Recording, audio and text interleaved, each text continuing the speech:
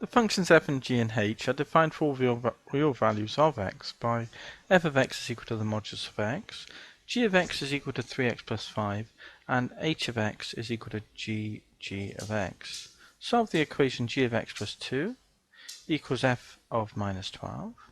Find h minus 1 of x. Determine the values of x for which x plus f of x equals 0.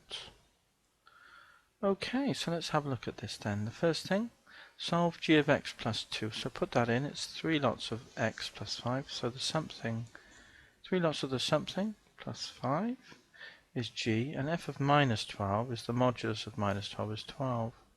So simply we get 3x plus 6 plus 5 is 11 equals 12. So that tells us then that 3x, move the 11 over, 12 take 11 is 1. So x equals 1 divided by 3 is a third. X is a third. So that's what we get there. Find h to the minus 1. Okay, so g of x then. G of x is 3x plus 5. H of x is equal to g of x, which is equal to g of 3x plus 5, which is equal to 3 of the something plus 5, which is 9x plus 20. There's hx, so we can now say y is equal to 9x plus 5. So that tells us that 9x equals y minus 5. And that tells us that x is equal to, divide by 9 all the way through, y over 9 minus 5 over 9, or y minus 5 all over 9. Now we can write down h minus 1 now.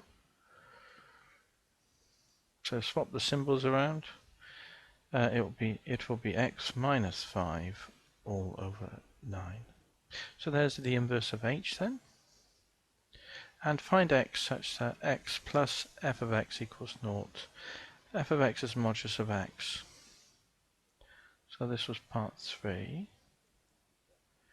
X plus the modulus of x equals 0. Okay, find x such that x plus f of x equals 0. Part 3. Good.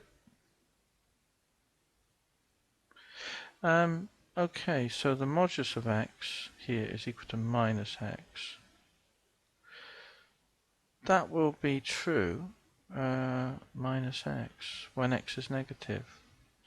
If you think about the two curves, here's the modulus of x, and here's the curve minus x. When do they equal one another? For what values? Well, there's all these values on this side, isn't it?